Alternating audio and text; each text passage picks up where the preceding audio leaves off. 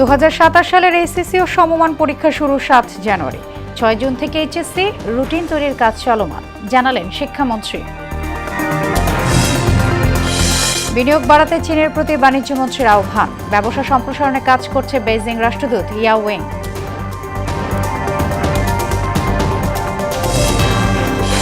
শাপলা চত্বর হত্যাযজ্ঞে দীপু, ফারজানা, মোজাম্মেল কারাগারে। ইনুর বিরুদ্ধে যুক্তিতর্ক উপস্থাপন শেষ, যে কোনো দিন রায়। এবং বনানীতে চিহ্নিত সন্ত্রাসী জাহেদুল অস্ত্র গুলিসহ গ্রেফতার। অনলাইন জুয়ায় জড়িত চীনা নাগরিক সহ গ্রেফতার নয়।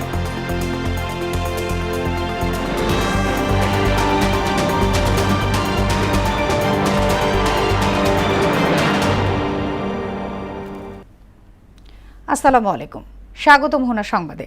এতক্ষণ শুনছিলেন শিরোনাম, আর পুরো সংবাদ জুড়ে আছে আমি সোনিয়া ইসলাম। এবারে জানাবো বিস্তারিত। 2027 সালের এসএসসি ও সমমান পরীক্ষা 7 জানুয়ারি এবং এইচএসসি ও সমমান পরীক্ষা 6 জুন শুরু হবে বলে জানিয়েছেন শিক্ষামন্ত্রী ডক্টর আ.ন.ম এহসানুল হক মিলন। বৃহস্পতিবার সচিবালয়ে এক সংবাদ সম্মেলনে এসব কথা বলেন তিনি। মন্ত্রী বলেন, এর আগে ডিসেম্বরে পরীক্ষা নেওয়ার কথা থাকলেও সংশ্লিষ্টরা এতে আপত্তি জানান। পরে পরীক্ষার তারিখ পিছিয়ে নিয়ে এই নতুন সিদ্ধান্ত হয়। এরই মধ্যে রুটিন তৈরির কাজও চলমান রয়েছে বলেও জানান শিক্ষামন্ত্রী।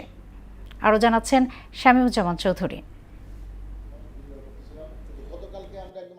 এসএসসি এইচএসসি পরীক্ষার তারিখ নির্ধারণ নিয়ে বৃহস্পতিবার বিকেলে সচিবালয়ের সভাকক্ষে এক সংবাদ সম্মেলন করেন শিক্ষামন্ত্রী আ.ন.ম এহসানুল হক মিলন। বলেন, এর আগে ডিসেম্বরে পরীক্ষা নেওয়ার কথা থাকলেও অংশীজনেরা এতে আপত্তি জানান। পরে পরীক্ষার তারিখ পিছিয়ে নতুন সিদ্ধান্তের কথা জানান তিনি। 2027 সালের এসএসসি ও সমমানের পরীক্ষা 7 জানুয়ারি এবং এইচএসসি ও সমমানের পরীক্ষা 6 জানুয়ারি শুরু হবে বলে জানিয়েছেন শিক্ষামন্ত্রী। 7 জানুয়ারি শুরু হবে পরীক্ষা, 2027 শেষ হবে 6 ফেব্রুয়ারি, কারণ রোজা বোধহয় 8, 9, 10-এর মধ্যে হতে পারে, সেজন্য আমরা আগেই শেষ করছি। আর এইচএসসি আমরা সকলের সাথে আলোচনা করেছি, এখানে কিছুটা সময় আমরা গুছিয়ে এনেছি যেন তারা পরীক্ষা পাস করার পরে ফল সেমিস্টার ধরতে পারে, সেই টার্গেট নিয়ে। জানান, এসএসসি পরীক্ষা শেষ হবে 6 ফেব্রুয়ারি, এইচএসসি পরীক্ষা শেষ হবে 13 জুলাই। এরই মধ্যে রুটিন তৈরির কাজও চলমান রয়েছে বলে যোগ করেন তিনি। কোচিং সেন্টার তারা ইন্ডিভিজুয়ালি তারা করে, কোচিং সেন্টার বন্ধ হবে কিভাবে? ভেরি সিম্পল, এই যে আমি পরীক্ষার পরে ভর্তি হওয়ার গ্যাপটা যদি না রাখি, তো কোচিং সেন্টার যাবে কোন সময়? ক্লিয়ার? আপনি কোচিং সেন্টারকে কিভাবে ডিরেক্টলি অর্ডার করবেন বন্ধ? এটা কি আন্ডার মাই জুরিডিকশন? তাহলে কোচিং সেন্টার কখন প্রয়োজন হবে না, তখনই তো বন্ধ হবে। প্রয়োজন হবে না কিভাবে? খুব সিম্পল, ক্লাসরুম এডুকেশন হবে, ইন হাউস কোচিং হবে। কোনো শিক্ষার্থীর জীবন থেকে যেন কোনো সময় নষ্ট না হয়, সে ব্যাপারে সরকার যথেষ্ট নজর দিচ্ছে বলেও জানান শিক্ষামন্ত্রী। এবং আমরা চাচ্ছি যে কোনো শিক্ষার্থীর জীবন থেকে যেন কোনো সময় বিনা কারণে নষ্ট না হয়, এই উদ্দেশ্যকে সামনে নিয়ে আমরা আস্তে আস্তে এগোচ্ছি। শামীমুজ্জামান চৌধুরী, মোহনা সংবাদ, ঢাকা। দ্বিতীয় দিনে শুরুর 1 ঘন্টাতে বিক্রি শেষ ট্রেনের আগাম টিকিট। সকাল 8টা থেকে দেয়া হয় 24 মের পশ্চিমাঞ্চলগামী ট্রেনের টিকিট। একটি টিকিটের জন্য অনলাইনে কয়েক হাজার হিট পড়ে। অন্যদিকে কালোবাজারি ঠেকাতে কঠোর অবস্থানে রয়েছে রেল কর্তৃপক্ষ। কমলাপুরের স্টেশন মাস্টার বলেন, কালোবাজারি চেষ্টা করলে 6 মাসের সশ্রম কারাদণ্ড ও অর্থদণ্ডের মুখোমুখি হতে হবে। বিস্তারিত তরিকুল ইসলামের রিপোর্টে। এটি কমলাপুর রেল স্টেশন। গত কয়েক বছর আগে নারী টানে ঘরফেরা মানুষের ভিড়ে মুখরিত থাকতো এই স্টেশনটি। তবে ঘরমুখো মানুষের যাত্রা স্বস্তি করতে এবছর ট্রেনের টিকিট শতভাগ অনলাইনে করায় সেই ভোগান্তি এখন জিরোর কোঠায়। ট্রেনের আগাম টিকিট পেতে অনলাইনে যুদ্ধের আজ বোঝার উপায় নেই কমলাপুর রেল স্টেশনে দাঁড়িয়ে। ভার্চুয়াল মাধ্যমে শতভাগ টিকিট বিক্রি হওয়ায় কাউন্টারগুলোতে একেবারেই ফাঁকা, ফলে দীর্ঘ লাইনের ভোগান্তি কমেছে। অবস্থা বরাবরই সবসময় খারাপ, তো আমি আজকে সকালবেলা ট্রাই করছি সকাল 8টা থেকে, তো 5 মিনিটও লাগেনি, 2 মিনিটের মধ্যে সব টিকিট শেষ। অনলাইনে টিকিট কাটতে পারিনি, এই যে টিকিট নিচ্ছে শুধু সাদা টিকিট, বলছে সিট ছাড়া যাইতে হবে। বারবার ট্রাই করার পরে আমি আমার ইয়েতে ঢুকতে পারছি, আমার রেল সেবাতে রেজিস্ট্রেশন করা আছে আমার নাম্বার দিয়ে, কিন্তু সেটাতে আমি যখন ঢুকতে যাচ্ছি, বিএনপির অতিরিক্ত পুলিশ তো কমিশনার সেখানে মোহাম্মদ বারবার মনসুর দেখাচ্ছে ইসলাম। যে তিনি আমার বলেন তার এই কাছ থেকে নাম্বার একটি প্লাস পিস্তল, পাসওয়ার্ডের 3 ভুল রাউন্ড দেখাচ্ছে, গুলি, আসলে একটি ভুল না। পিস্তল সহ বৃহস্পতিবার 200 সকাল বস্তু, 8টায় শুরু হয় 2150 দ্বিতীয় দিনের আগাম ইয়াবা, টিকিট বিক্রি। মাদক দেয়া হয় নগদ 24 টাকা, মেয়ের টিকিট। 71,200 লাইনে দাঁড়ানোর ঝক্কি টাকা, কমলেও 71,200 অনলাইনে আরেক সহ যুদ্ধ। একটি টিকিটের জন্য হিট করতে থাকেন হাজারো যাত্রী। ফলে শুরুর 1 ঘন্টার মধ্যেই অধিকাংশ ট্রেনের আসন শেষ হয়ে যায়। রাজধানীর উত্তরে ও গাজীপুরে রেলওয়ে কর্তৃপক্ষ বলছে টিকিট কালোবাজারি ও অনিয়ম ঠেকাতে বাড়ানো হয়েছে নজরদারি। রেলের সাইবার টিম যারা আছে, যারা রেলের জিআরপি এবং আরএনপি টিম আছে, প্রত্যেকটা টিমই সঠিকভাবে কাজ করছে কালোবাজারি রোধে, এবং তারা মনিটরিং করছে কোথায় কি হচ্ছে না হচ্ছে। বাংলাদেশ তিনি বলেন জাল নোট সরবরাহকারী চক্রের বিরুদ্ধে অভিযান চলমান রয়েছে।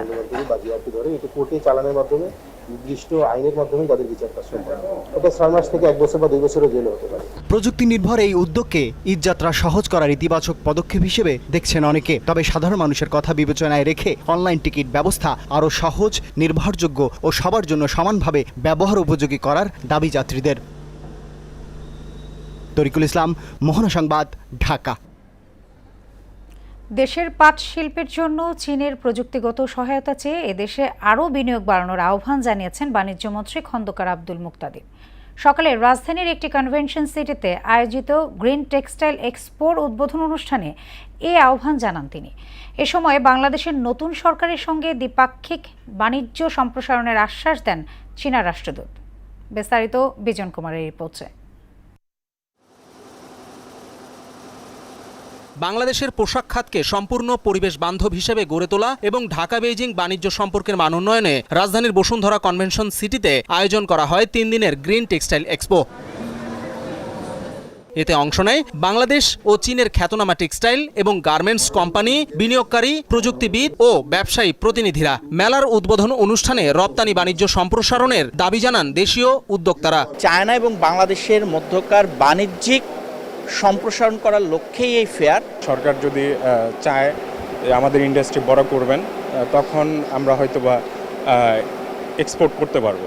চায়নার উন্নত প্রযুক্তির প্রশংসা করেন বাণিজ্যমন্ত্রী। বাংলাদেশের পাট শিল্পের জন্য চীনের প্রযুক্তিগত সহায়তা চেয়ে এখানে বিনিয়োগ আরও বাড়ানোর আহ্বান জানান তিনি। এ থেকে জেড পর্যন্ত সবকিছুই রোবট পরিচালনা করছে। চীনা বিনিয়োগের মাধ্যমে আজকের এই অবস্থানে পৌঁছেছে। আমাদের পাট শিল্পকে আরও এগিয়ে নিতে চীনের উদ্ভাবনী সহায়তা প্রয়োজন বলে মনে করছি এবং তা প্রত্যাশা করছি। বাণিজ্যমন্ত্রী বলেন, চীনে আমদানির তুলনায় রপ্তানির পরিমাণ খুবই কম। দেশটি থেকে পাওয়া বিনিয়োগের মাধ্যমে রপ্তানি বাণিজ্যের উন্নয়ন সম্ভব।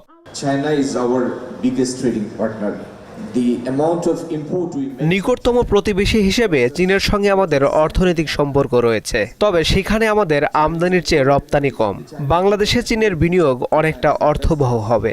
এই বিনিয়োগ চীনা বিনিয়োগকারী ও কোম্পানিগুলোর জন্য যেমন গুরুত্বপূর্ণ হবে, তেমনি বাংলাদেশের জন্য উন্নয়নেও বড় ভূমিকা রাখবে।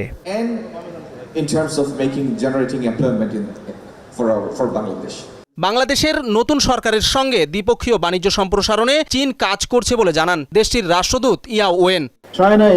চীন বাংলাদেশের সঙ্গে কাজ করতে প্রস্তুত, যাতে টেক্সটাইল শিল্পে সবুজ রূপান্তর এগিয়ে নেওয়া যায়। তারা জ্বালানি সাশ্রয়ী প্রযুক্তি ও পরিবেশ বান্ধব উপকরণের ব্যবহার ও পরিদর্শনে সহায়তা করতে চায়। পাশাপাশি বৈশ্বিক সরবরাহ ব্যবস্থায় বাংলাদেশের প্রতিযোগিতা সক্ষমতা আরও বাড়াতে চায়।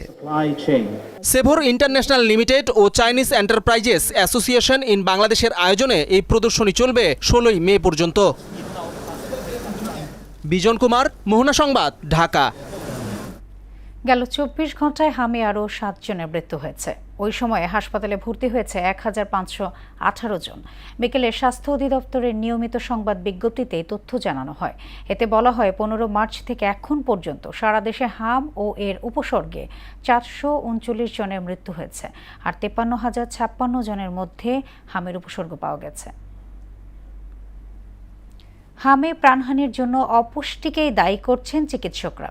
তবে টিকা দেওয়ার কারণে শিশুদের প্রতিরোধ ক্ষমতা বাড়ছে উল্লেখ করে শিগগিরই প্রাদুর্ভাব কমার আশা জানিয়েছেন তারা। জন্মের 6 মাস পর্যন্ত শিশুদের মাতৃদুগ্ধ পান করার পরামর্শ দেন চিকিৎসকরা। আরও জানাচ্ছেন উষা ফেরদৌস।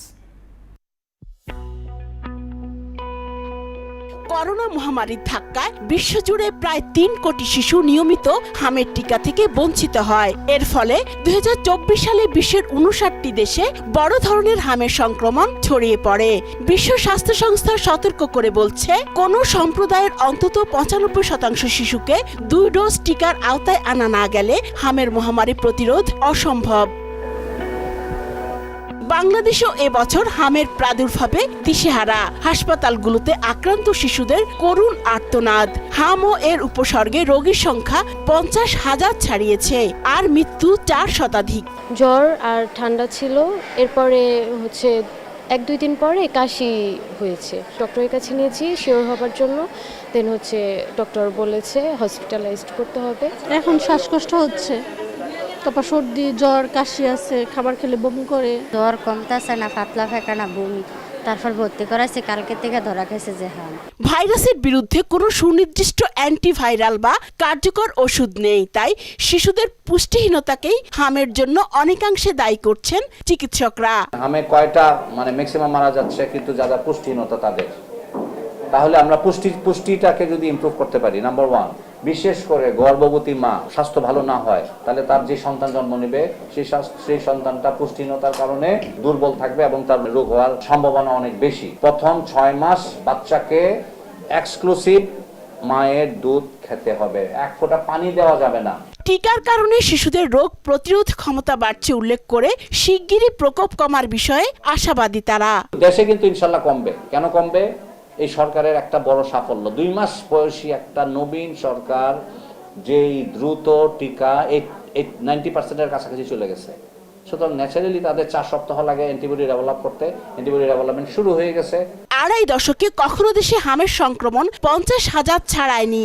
এর আগে হামের সর্বাধিক রোগী পাওয়া গিয়েছিল 2005 সালে 25,934 জন। উষা ফেরদৌস, মোহনা সংবাদ, ঢাকা। জুলাই অভ্যুত্থানে কুষ্টিয়ায় 6 জনকে হত্যার ঘটনায় করা মামলার যুক্তিতর্ক শেষ হয়েছে। সাবেক মন্ত্রী হাসানুল হক ইনুর বিরুদ্ধে যে কোনো দিন রায় দেয়া হবে। চিফ প্রসিকিউটর আমিনুল ইসলাম বলেন, ইনুর মামলায় ন্যায় বিচার চায় রাষ্ট্রপক্ষ। একদিকে শাপলা চত্বর হত্যা মামলায় সাবেক মন্ত্রী দীপমণি এবং সাংবাদিক ফারজানা রূপা ও মোজাম্মেল বাবুকে গ্রেফতার দেখিয়ে কারাগারে পাঠিয়েছেন ট্রাইব্যুনাল। আরও জানাচ্ছেন রাজীব আহমেদ। বৃহস্পতিবার সকালে প্রিজন ভ্যানে ডাক্তার দীপমণি, মোজাম্মেল বাবু ও ফারজানা রূপাকে ট্রাইব্যুনালে হাজির করা হয়। 13 বছর আগে মতিঝিলের শাপলা চত্বরে হেফাজতে ইসলামের সমাবেশকে কেন্দ্র করে হত্যাকাণ্ডের ঘটনায় মানবতা বিরোধী অপরাধ মামলায় 3 জনকে গ্রেপ্তার দেখিয়ে কারাগারে পাঠানোর নির্দেশ দেন ট্রাইব্যুনাল। একই সঙ্গে আগামী 7 জুন তাদের হাজির করার নির্দেশও দেওয়া হয়েছে। মামলার বিষয়ে গণমাধ্যমের সঙ্গে কথা বলেন ফারজানা রূপার আইনজীবী। প্রোডাকশন ওয়ারেন্টের মাধ্যমে আজকে ওনাকে এখানে উপস্থাপন করা হয়েছে।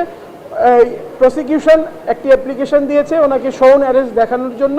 আমরা ওনার আইনজীবী হিসেবে আজকে মাননীয় ট্রাইব্যুনালে ওনার পক্ষে আমরা ওয়াকালতনামা ওনাকে রিপ্রেজেন্ট করার জন্য সাবমিট করেছি। এদিকে জুলাই গণ অভ্যুত্থানে কুষ্টিয়ায় 6 জনকে হত্যা সহ 8 অভিযোগে করা মানবতা বিরোধী অপরাধে জাসদ সভাপতি হাসানুল হক ইনুর মামলায় যুক্তিতর্ক শেষ হয়েছে। যে কোনো দিন রায় ঘোষণা করবেন ট্রাইব্যুনাল। প্রসিকিউশনের দাবি, জুলাইয়ে মানবতা বিরোধী অপরাধ সংগঠনে শেখ হাসিনাকে উস্কানি ও প্ররোচনা দিয়েছেন ইনু। আওয়ামী জোটের অন্যতম শীর্ষ নেতা হিসেবে এসব অপরাধের সুপিরিয়র কমান্ড রেসপন্সিবিলিটি তার উপরেও বর্তায়। আওয়ামী লীগ সরকারের সকল কর্মকাণ্ডে তার সরাসরি সম্পৃক্ততা ছিল। তিনি তৎকালীন প্রধানমন্ত্রী শেখ হাসিনার সাথে কিছু বিষয় নিয়ে কথাবার্তা বলেছেন।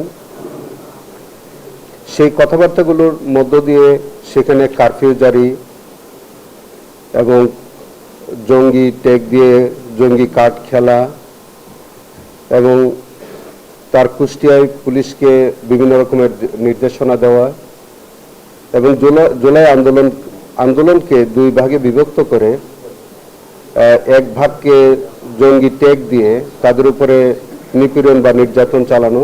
এদিকে আসামি পক্ষের দাবি, মামলায় অভিযোগ প্রমাণিত হয়নি। প্রসিকিউশন যে 8টি অভিযোগ তার বিরুদ্ধে দাখিল করেছে, আমরা পুঙ্খানুপুঙ্খভাবে যুক্তিতর্ক উপস্থাপন করে এবং প্রসিকিউশনের সাক্ষ্য প্রমাণ থেকে দেখিয়েছি এই অভিযোগ প্রমাণে প্রসিকিউশন সম্পূর্ণরূপে ব্যর্থ হয়েছে। এছাড়া ত্রয়োদশ জাতীয় নির্বাচনে চট্টগ্রাম 4 আসনে বিএনপির প্রার্থী আসলাম চৌধুরী ও চট্টগ্রাম 2 আসনের প্রার্থী সরোয়ার আলমগীরের প্রার্থিতার বিরুদ্ধে করা পৃথক আপিল শুনানির জন্য আগামী 9 জুন তারিখ নির্ধারণ করা হয়েছে। রাজীব আহমেদ, মোহনা সংবাদ, ঢাকা। রাজধানীতে টিসিবির ট্রাক সেল ঘিরে নিম্ন আয়ের মানুষের আগ্রহ ও উপস্থিতি বেড়েছে। বাজার মূল্যের তুলনায় কম দামে চিনি, ডাল ও ভোজ্য তেল কিনতে পেরে সন্তোষ জানালেও লাইনের বিশৃঙ্খলা নিয়ে রয়েছে অভিযোগ। একই ব্যক্তির একাধিক বার পণ্য নিচ্ছেন, আর সুবিধাভোগীরা চান পাম অয়েলের পরিবর্তে সয়াবিন তেল। এমআর আসাদের রিপোর্ট। টিসিবি ট্রাক সেলের পরিবহন নির্ধারিত স্থানে পৌঁছানোর আগেই শুরু হয় ভোক্তাদের লাইন। ট্রাকে যখন পণ্য পরিমাপ করা হয় ততক্ষণে শুরু হয়েছে আগে যাওয়ার চেষ্টা, ধস্তাধস্তি, পরস্পরকে দোষারোপ, যা কখনো গিয়ে ঠেকছে হাতাহাতিতে।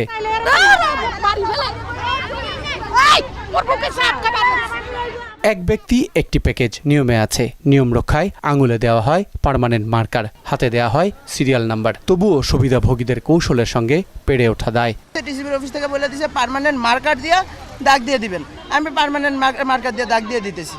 এখন যদি এটা ওনারা কেমিক্যাল দিয়ে উঠায় না, পানি দিয়ে উঠায় না, কি দিয়ে উঠায়।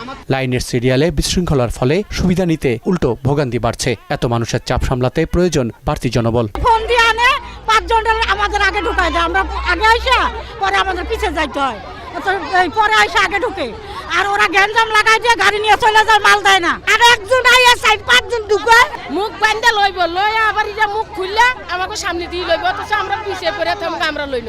ওই দেখেন ওই মহিলাগুলো সব লাইনে যে এখানে দেখেন 2 লাইন হয়ে যাইতেছে, যেমন আমি এই জন্য উঠছি যেন কেউ না ঢোকে। 480 টাকার প্যাকেজে আছে 2 লিটার ভোজ্য তেল বা পাম অয়েল। ভোক্তারা চান এর বদলে সয়াবিন তেল, প্রবীণরা চান পৃথক লাইন। ডালটা ঠিক আছে, চিনিটা ঠিক আছে, তেলটা ঠিক নেই। তেলটা পাম অয়েল তেল খুবই খারাপ তেল। সব আগে আগে ঢুকে যায়। বাবা আমি অসুস্থ রোগী, আমি কি পারি। টিসিবি ট্রাক সেলের কারণে উপকৃত হচ্ছে নিম্ন আয়ের মানুষ। এ উদ্যোগকে সফল করতে শৃঙ্খলা প্রতিষ্ঠায় আরও মনোযোগী হবে প্রতিষ্ঠানটি, এমনটাই চান উপকারভোগীরা। এমআর আসাদ, মোহনা সংবাদ, ঢাকা। বনানী থানা এলাকার ব্র্যাক ইউনিভার্সিটির পেছনে একটি ভবনে অভিযান পরিচালনা করে চিহ্নিত সন্ত্রাসী জাহিদুল ইসলামকে গ্রেফতার করেছে পুলিশ। দুপুরে গোপন সংবাদের ভিত্তিতে তাকে গ্রেফতার করে বনানী থানা পুলিশ। ডিএমপি মিডিয়া সেন্টারে আয়োজিত সংবাদ সম্মেলনে কথা জানান ডিএমপির অতিরিক্ত পুলিশ কমিশনার মোহাম্মদ নজরুল ইসলাম। তিনি বলেন, তার কাছ থেকে একটি পিস্তল, 3 রাউন্ড গুলি, একটি পিস্তল সদৃশ্য বস্তু, 2150 পিস ইয়াবা, মাদক বিক্রির নগদ 71,020 টাকা সহ 3টি মোবাইল ফোন উদ্ধার করা হয়েছে। বনানী থানাধীন ব্র্যাক ইউনিভার্সিটির পিছনে মহাখালী টিভি গেট এলাকায় একটি ভবনে অভিযান পরিচালনা করে চিহ্নিত সন্ত্রাসী জাহিদুল ইসলামকে গ্রেফতার করে। এ সময় তার হেফাজতে একটি পিস্তল, 3 রাউন্ড গুলি, একটি ম্যাগাজিন, একটি পিস্তল সদৃশ্য বস্তু, 2150 পিস ইয়াবা, মাদক বিক্রির নগদ টাকা 71,020 টাকা, 3টি মোবাইল ফোন উদ্ধার করা হয়েছে।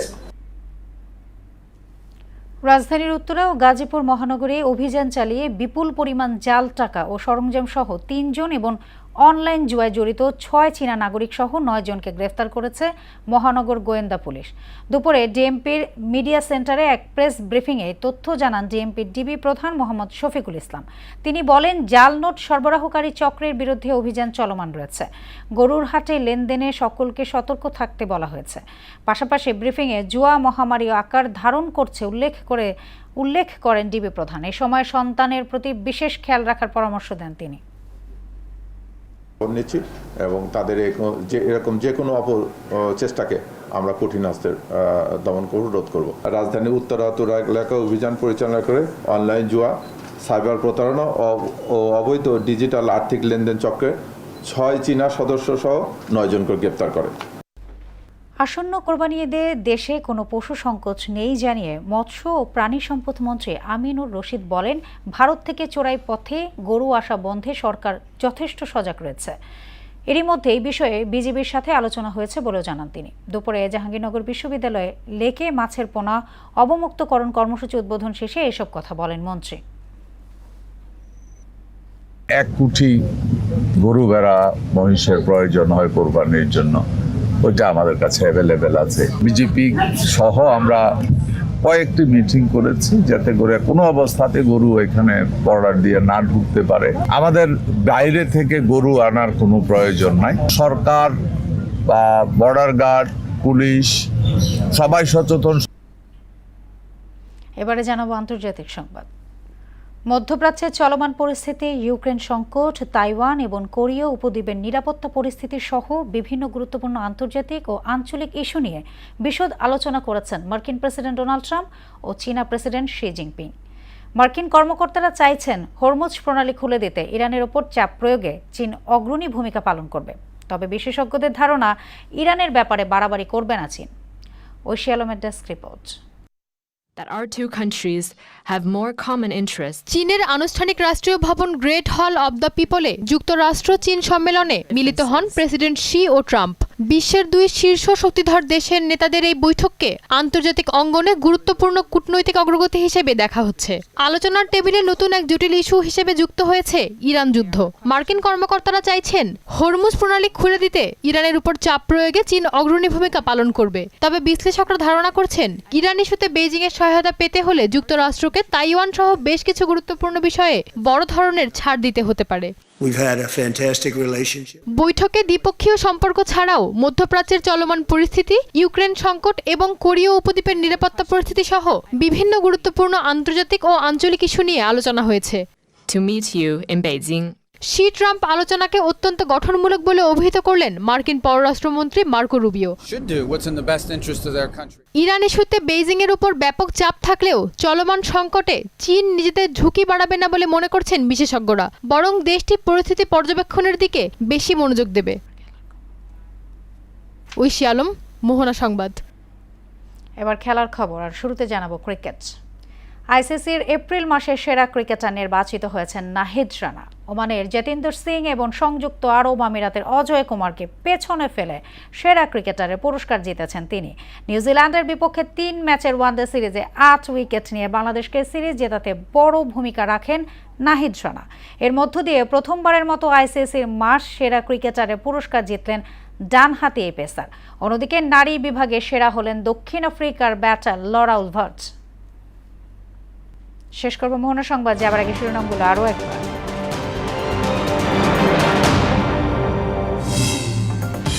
2027 সালের এসএসসি ও সমমান পরীক্ষা শুরু 7 জানুয়ারি। 6 জুন থেকে এইচএসসি রুটিন তৈরির কাজ চলমান, জানালেন শিক্ষামন্ত্রী। বিনিয়োগ বাড়াতে চীনের প্রতি বাণিজ্যমন্ত্রীর আহ্বান। ব্যবসা সম্প্রসারণে কাজ করছে বেইজিং রাষ্ট্রদূত ইয়া ওয়েন।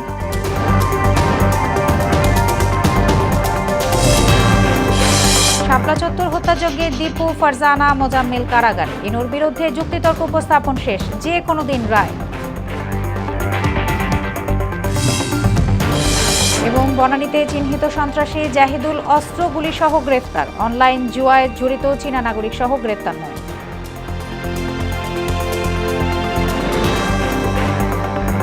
এই ছিল মোহনা সংবাদে। পরবর্তী সংবাদ রাত 9টায়। এর আগে সন্ধ্যা 7টায় দেখবেন সংবাদ এক নজরে। মোহনার সবশেষ খবর জানতে ভিজিট করুন www.mona.tv।